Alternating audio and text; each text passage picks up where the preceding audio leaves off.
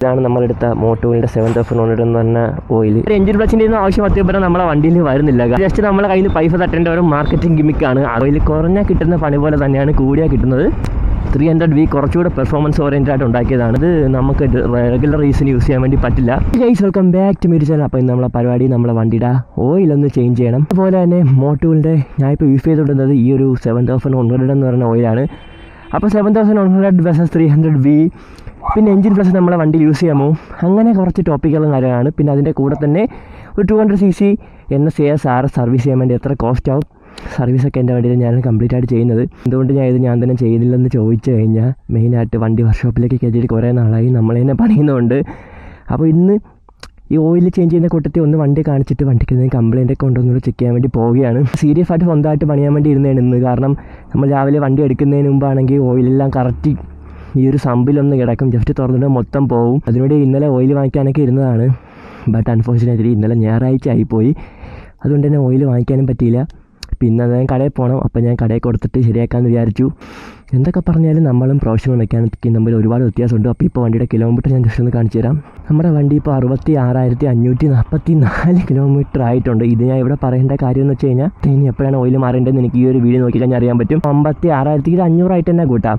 അപ്പോൾ 56,500 5000 61,500 കിലോമീറ്ററിൽ നമ്മൾ ഇനി ഈ ഒരു വണ്ടിയുടെ ഓയിൽ മാറിയാൽ മതി. എത്ര കിലോമീറ്റർ ആയെന്ന് വെച്ചാൽ എനിക്ക് തോന്നുന്നു ഓയിൽ മാറുന്ന വെച്ചാൽ 5100-200 കിലോമീറ്ററും അതിനുപരി ഇത് ഫുള്ളി ഫിനിറ്റിക്ക് ആണ്ട് ഒരു 7000-6000 ഒക്കെ വരെ എന്തായാലും ഓടാൻ പറ്റും. ബട്ട് ഞാൻ മാറിയിട്ട് ഇപ്പോൾ ഒരു 5-6 മാസമായി. അപ്പോൾ ഇനി നമുക്ക് കടയിൽ ചെന്നിട്ട് സംസാരിക്കാം. അമ്മ ഗ്യാസ് അടച്ചേക്കോ? ഏതമ്മ ആരിടമ്മ, ഞാൻ തന്നെ എല്ലാം അടയ്ക്കണം.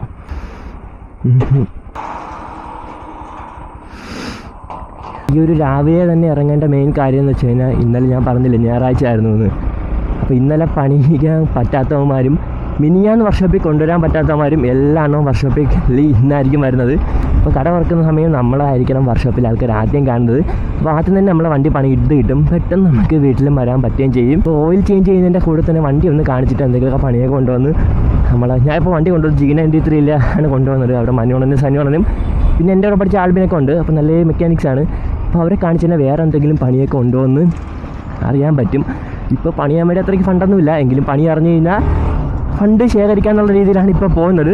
അപ്പോൾ ഞാൻ ഇത്ര നാൾ യൂസ് ചെയ്തുകൊണ്ടിരുന്ന എഞ്ചിൻ ഓയിലെന്ന് വെച്ച് കഴിഞ്ഞാൽ മോട്ടോവിൻ്റെ ഫുള്ളി സിന്തറ്റിക് ഓയിലാണ്. 7100 എന്ന് പറയുന്ന ലേബലിൽ വരുന്നൊരു ഓയിലാണത്. അപ്പോൾ ആ ഒരു സംഭവം ഞാൻ വണ്ടി എടുത്തതിന് ശേഷം ഫസ്റ്റ് നോർമൽ ബജാജിൻ്റെ ഓയിലാണ് യൂസ് ചെയ്തുകൊണ്ടിരുന്നത്. അത് യൂസ് ചെയ്തെങ്കിൽ ഒരു 576 മാത്രം റേറ്റ് വരും. അന്ന് യൂസ് ചെയ്തുകൊണ്ടിരുന്നപ്പോൾ എനിക്ക് പ്രത്യേകിച്ച് പ്രോബ്ലംസ് ഒന്നും തോന്നിയിട്ടില്ലെങ്കിലും അതിനുശേഷം ഞാൻ ഒന്ന് സെമി സിന്തറ്റിക്കിലോട്ടായി.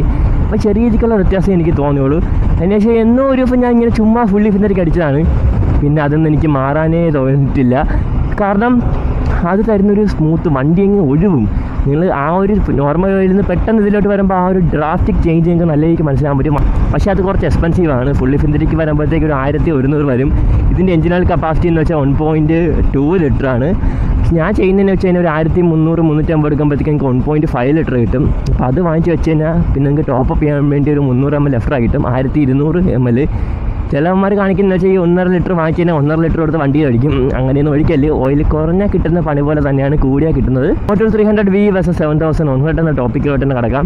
അപ്പോൾ അത് തന്നെ പറയാം, 300V കുറച്ചുകൂടെ പെർഫോമൻസ് ഓറിയൻറ്റഡ് ആയിട്ട് ഉണ്ടാക്കിയതാണ്. ആ ഒരു പച്ച ഓയിലാണ്. അത് കുറച്ചുകൂടി ഇതിനെക്കാട്ടി എക്സ്പെൻസീവാണ്. പക്ഷേ അത് നമുക്ക് റെഗുലർ റീസിന് യൂസ് ചെയ്യാൻ വേണ്ടി പറ്റില്ല. അതൊരു റേസ് ട്രാക്ക് പർപ്പസ് അല്ലെങ്കിൽ കുറച്ചൊന്ന് അഗ്രസീവായിട്ട് വണ്ടി ഓടിക്കുന്നവർക്കും പെർഫോമൻസ് ഓറിയൻറ്റഡ് ഉണ്ടാക്കിയതാണ്. അപ്പോൾ അതിന് പെർഫോമൻസ് ഉണ്ടെങ്കിലും അതിൻ്റെ ഡീമെറിറ്റ്സ് ഉണ്ട്. കാരണം ഹീറ്റ് സൈക്കിൾസ് കമ്പാരിറ്റീവ്ലി കുറവായിരിക്കും. എന്ന് വെച്ച് കഴിഞ്ഞാൽ നമ്മൾ ഇത് രണ്ടും ഫുള്ളി സിന്തറ്റിക് ഓയിൽ തന്നെയാണ്, മോട്ടോവിൻ്റെ തന്നെ. അപ്പോൾ ആ ഒരു 300V നിങ്ങൾ യൂസ് ചെയ്ത് നിങ്ങൾക്ക് വണ്ടി നല്ല രീതിക്ക് പെർഫോമൻസ് ആയിട്ട് തോന്നും. ആ ഒരു 7100 കാട്ടി തോന്നും. പക്ഷേ അത് കുറച്ച് നാൾ മാത്രമേ നിൽക്കൂ. കാരണം അതൊരു റേസ് ട്രാക്ക് പർപ്പസ് ഓയിലാണ്ട് തന്നെ അത് ചെയ്യേണ്ട ഒരു ഉപയോഗം എന്ന് വെച്ച് കഴിഞ്ഞാൽ ഡ്രെയിൻ ഇൻ്റർവെല്ല് കുറച്ച് കുറവായിരിക്കും. അത് ഓരോ റേസ് കഴിയുമ്പോഴും മാറ്റുന്ന രീതിയിലായിരിക്കും ഡിസൈൻ ചെയ്തിരിക്കുന്നത്. നിങ്ങൾ നോർമൽ രീതിക്ക് സ്ട്രീറ്റിൽ ഓട്ടിക്കുകയാണെങ്കിലും ആ ഓയിൽ നിങ്ങൾ 2500-3000 കിലോമീറ്റർ കഴിയുമ്പോൾ മാറേണ്ടി വരും. നിങ്ങൾ ഉപയോഗിച്ച് തുടങ്ങുമ്പോഴത്തേക്ക് നല്ല രീതിക്ക് പെർഫോമൻസ് തന്നാലും അത് ഡ്രാസ്റ്റിക്കലി ഓരോ ഹീറ്റ് സൈക്കിൾ കഴിയുമ്പോഴും ആ ഒരു പെർഫോമൻസ് കുറഞ്ഞുകൊണ്ടേയിരിക്കും. അപ്പോൾ അതുകൂടെ ഒന്ന് നോക്കണം. അത് സ്ട്രീറ്റിന് വേണ്ടി ഇറക്കിയ ഓയിലല്ല. അപ്പോൾ ഒരുപാട് പേര് അത് റെക്കമെൻഡൊക്കെ ചെയ്യുന്നുണ്ട്. അതൊക്കെ വാങ്ങിച്ചിട്ട് ഓടുകയാണെങ്കിൽ ഇത്രയും പൈസ കൊടുത്ത് മാറ്റിയ ഓയിൽ നിങ്ങൾ ഇടയ്ക്കിടയ്ക്ക് മാറിക്കൊടുക്കുകയാണ്. 2000-3000 ഓയിൽ മാറുന്നത് കുറച്ച് ബുദ്ധിമുട്ടുള്ള പരിപാടിയാണ്. ഇതാകുമ്പോഴത്തേക്കും നിങ്ങൾക്ക് അത്യാവശ്യം പെർഫോമൻസും കിട്ടും, മൈലേജ് നല്ല രീതിക്ക് ലൂബ്രിക്കേഷൻ തരും. പിന്നെ ഞാൻ 300 BNക്കൊന്ന് യൂസ് ചെയ്ത് നോക്കണമെന്നൊക്കെ ചെറുതായിട്ടുണ്ടായിരുന്നു. പിന്നെ ഈ ഒരു ഡ്രെയിൻ ഇൻ്റർവെലിൻ്റെ ഇഷ്യൂ വന്നപ്പോഴാണ് ഞാൻ ആ ഒരു സംഭവം അങ്ങ് വിട്ടത്. പിന്നെ ഈ ഒരു ഓയിലിൽ നിന്ന് എനിക്ക് മാറേണ്ട ആവശ്യം തോന്നിയിട്ടില്ല. കാരണം നമ്മളൊരു ഓയിലിൽ നിന്ന് മാറണമെങ്കിൽ നമുക്ക് എന്തെങ്കിലും ഒരു കുറവോ കുറ്റമൊക്കെ തോന്നണം. ഈ ഒരു ഓയിൽ എനിക്ക് ഒരു കുറ്റവും കുറവും തോന്നിയിട്ടില്ല. പിന്നെ ഈ ഒരു 5000 കിലോമീറ്റർ ഓടാൻ നേരത്ത് എനിക്ക് തോന്നുന്നു ഒരു 50 ml 100 ml മാത്രമേ ഓയിലിൽ വ്യത്യാസം വരൂ. കാരണം ഞാൻ ഇത് കഴിഞ്ഞ പ്രാവശ്യം ഓയിൽ മാറാൻ നേരത്ത് അതിന് മുമ്പ് ഉണ്ടായിരുന്ന ഓയിൽ ക്വാണ്ടിറ്റി ഡ്രെയിൻ ചെയ്യുന്ന സമയത്ത് ഞാൻ മെഷർ ചെയ്ത് നോക്കിയായിരുന്നു. ഒരു 50 ml 100 ml അടുപ്പിച്ച് മാത്രമേ വ്യത്യാസം ഉണ്ടായിരുന്നുള്ളൂ. അതെൻ്റെ ഈ ഒരു എൻജിൻ സൈഡിൽ നിന്ന് ചെറിയ രീതിക്കൊരു ലീക്ക് ഉണ്ടായിരുന്നു. അപ്പോൾ അതുകൊണ്ടായിരിക്കണം ആ ഒരു മിസ്സിങ് വന്നത്. അപ്പോൾ അടുത്തായിട്ടുള്ള കാര്യം എൻജിൻ ഫ്ലഷാണ്. അപ്പോൾ എൻജിൻ ഫ്ലഷാണ് നമുക്കൊന്ന് പെട്രോൾ അടിച്ചിട്ട് കയറാൻ. കാരണം വണ്ടിയിൽ പെട്രോൾ തീരെ കുറവാണ്. ഞാൻ സാധാരണ ഒരു 200 രൂപ താഴ്ത്തിയൊന്നും അടിക്കാത്തതാണ്. 100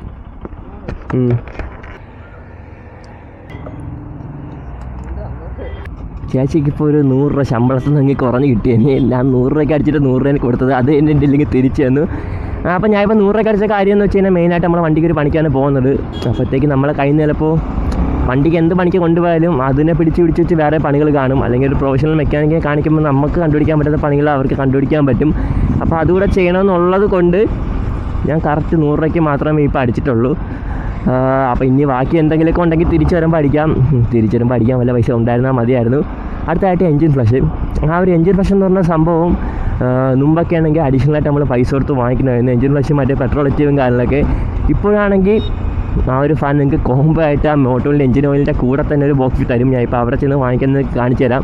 അതിൻ്റെ മെയിൻ കാരണം എന്ന് വെച്ച് കഴിഞ്ഞാൽ ആ ഒരു എൻജിൻ ഓയിൽ ഫ്ലഷും പെട്രോൾ അഡീറ്റീവ്സൊന്നും അത്യാവശ്യം വിവരമുള്ള ആരും വാങ്ങിച്ച് ഉപയോഗിക്കുന്നില്ല. അപ്പോൾ സാധനം ഫെയിലായി പോകാത്തതുകൊണ്ട് ഒരു ഓഫർ കണക്ക് കൊടുക്കുന്നതാണ്.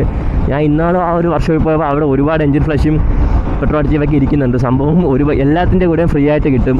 പക്ഷേ ആരും അത് ഉപയോഗിക്കില്ല. കാരണം ആരെങ്കിലും പൈസ കൊടുത്ത് കടിക്കുന്ന പട്ടീനെ വാങ്ങിക്കുമോ? പൈസ കൊടുത്തല്ലേ ഇനിയിപ്പോൾ ഫ്രീ ആയിട്ട് ഇട്ടാലും വാങ്ങിക്കാൻ പോകുന്നില്ല. അപ്പോൾ ആ ഒരു എൻജിൻ ഫ്ലഷിൻ്റെ ഒന്നും ആവശ്യം അത്യാവശ്യം നമ്മളെ വണ്ടിയിൽ വരുന്നില്ല. നമ്മളെ ഓയിലിൻ്റെ ഒരു ഫംഗ്ഷൻ തന്നെ നമ്മളെ വണ്ടിക്കകത്തുള്ള ഡർട്ടും കാനൊക്കെ റിമൂവ് ചെയ്ത് അത് നമ്മൾ ഓയിൽ റിമൂവ് ചെയ്യുമ്പോൾ താനേ പോകും. നമ്മൾ അവിടെ എക്സ്ട്രാ ആയിട്ടൊരു എൻജിൻ ഫ്ലഷും കാനലൊന്നും യൂസ് ചെയ്യേണ്ട ആവശ്യമില്ല. ഇപ്പോൾ ഈ ഫുള്ളി സിന്തറ്റിക് ഓയിൽ ഫിറ്റ് തന്നെ എക്സ്ട്രാ അഡിറ്റീവ്സും കാനലൊക്കെ ഉണ്ട്. എൻജിൻ ഫ്ലഷും എൻജിൻ ക്ലീൻ ആക്കുന്ന സംഭവമുണ്ട്. അപ്പോൾ നമ്മൾ ഓയിൽ മാറുമ്പോൾ തന്നെ ക്ലീൻ ആയിക്കോളും. എക്സ്ട്രാ അഡിറ്റീവ്സിൻ്റെ കാര്യമൊന്നുമില്ല.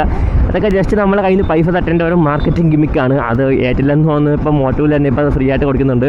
അപ്പോൾ അതൊന്നും വാങ്ങിച്ച് വെക്കരുത്. എന്തായാലും ഇനിയിപ്പോൾ കടയിലോട്ട് പോകണം. ഞാനിപ്പോൾ എൻ്റെ വണ്ടി പണിയാൻ കൊടുക്കുന്നത് വെഞ്ഞാറോട് G93 എന്ന് പറഞ്ഞ വർഷോപ്പാണ്. അവിടെ എൻ്റെ ഫ്രണ്ടൊക്കെ നിൽക്കുന്നുണ്ട്. പിന്നെ എനിക്ക് അടുത്ത വർക്ക് നല്ല ഇഷ്ടപ്പെടാൻ കൊടുക്കുന്നത് ഹൈലി റെക്കമെൻഡാണ്. നിങ്ങൾക്ക് വല്ല പണി ഉണ്ടെങ്കിൽ അവിടെ കൊണ്ടുവന്നാൽ കൃത്യമായിട്ട് ചെയ്തു തരും.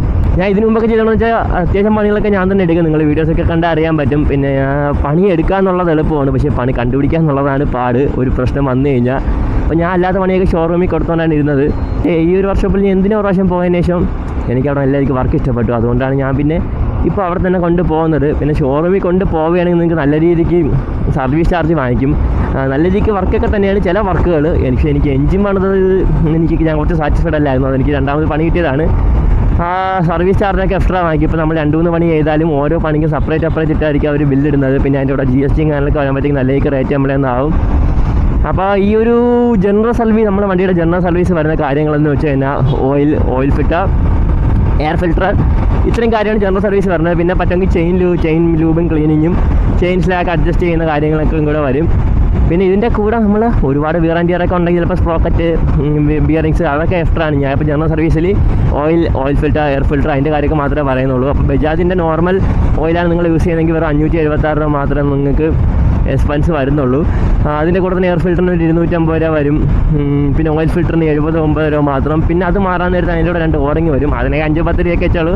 അപ്പോൾ ഇത്ര സാധനങ്ങൾ മാത്രം ഉണ്ടെങ്കിൽ നിങ്ങൾക്ക് ക്ലിയറായിട്ട് വണ്ടി മെയിൻറ്റെയിൻ ചെയ്യാൻ പറ്റും.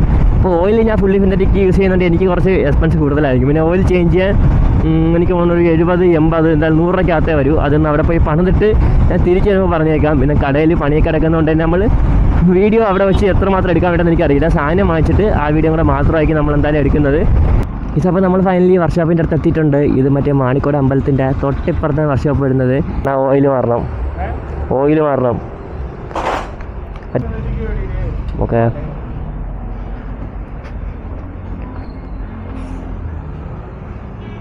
മോട്ടൂലിൻ്റെ ഫുള്ളി സിന്തറ്റിക് ഓയിൽ NSൻ്റെ. ഓ 1500 മതി ml.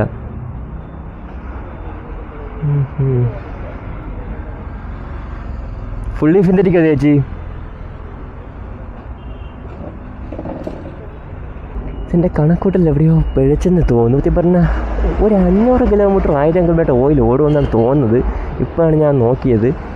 പക്ഷേ 6 മാസം ആയതുകൊണ്ട് പിന്നെ എന്തായാലും മാറാമെന്ന് വിചാരിച്ചു. വണ്ടി അവിടെ ഇരിക്കുന്നുണ്ടല്ലേ, നല്ല ബൾക്കായിട്ടുണ്ടല്ലേ ഇപ്പോൾ. ട്രച്ച് ചെയ്ത് 1.5 മതി.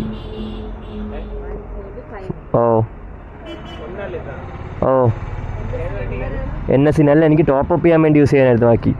അത് 1.5 അല്ലേ ചേച്ചി? എത്രയാണ് ചേച്ചി? ഇതും പിന്നെ ഇതിൻ്റെ ഓയിൽ ഫിൽറ്ററും വേണം. ഓയിൽ ഫിൽറ്ററും മറ്റേ ഓയിൽ ഫിൽറ്ററിൻ്റെ ഓറിങ്ങും 2 ഓറിങ് വരുമല്ലോ. ഇതാണ് നമ്മളെടുത്ത മോട്ടോവിൻ്റെ 7100 എന്ന് പറഞ്ഞ ഓയിൽ. അപ്പോൾ ഇതിൻ്റെ റേറ്റ് വരുന്നത് 1395.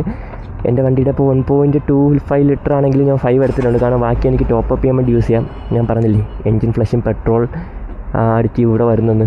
അത് രണ്ടിനും കൂടെ സെപ്പറേറ്റ് വാങ്ങിക്കണമെങ്കിൽ 400 രൂപ ആകും. പക്ഷേ ആരും വാങ്ങിക്കാത്തതുകൊണ്ട് ഇപ്പോൾ ഇതിൻ്റെ കൂടെ ഫ്രീ ആയിട്ട് കൊടുക്കുകയാണ്. ഇതെന്തായാലും നമ്മൾ യൂസ് ചെയ്യുന്നില്ല, ചുമ്മാ വീട്ടിൽ കൊണ്ടിട്ടേക്കാം. ഓയിൽ ഫിൽറ്റർ ഇതിൻ്റെ റേറ്റ് വരുന്നത് ഞാൻ പറഞ്ഞു 79 രൂപയാണ്. പിന്നെ ഈ ഒരു ഓയിൽ മാറുന്ന വീഡിയോ ഞാൻ ഇവിടുത്തെ എടുക്കുന്നതായിരിക്കില്ല. പക്ഷേ അതിന് പകരം ഞാൻ എൻ്റെ ചാനലിൽ തന്നെ മാറുന്ന വീഡിയോ ഇട്ടിട്ടുണ്ട്. അത് ഇന്ത്യൻ സ്ക്രീനിൽ കൊടുത്തേക്കാം. അതിൽ നോക്കിക്കഴിഞ്ഞാൽ കറക്റ്റ് മാറാൻ പറ്റും. പിന്നെ വേറെ ഓറിങ് കൂടെ ഉണ്ട്, അതിപ്പോൾ ഞാൻ വാങ്ങിക്കുന്നില്ല. അപ്പോൾ എൻ്റെ 1420 രൂപ ഇപ്പം തന്നെ പൊട്ടിയിട്ടുണ്ട്.